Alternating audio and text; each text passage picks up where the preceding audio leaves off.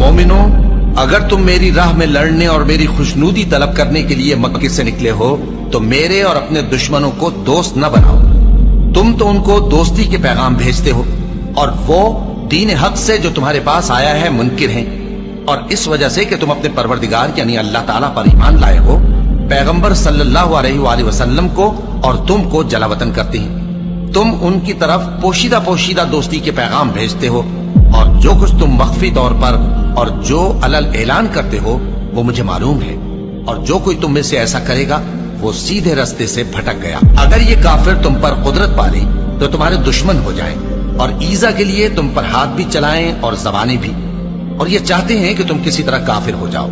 क़यामत के दिन न तुम्हारे रिश्ते नाते काम आएंगे और न औलाद। उस रोज वही तुम में फैसला करेगा और जो कुछ तुम करते हो अल्लाह उसको देखता है।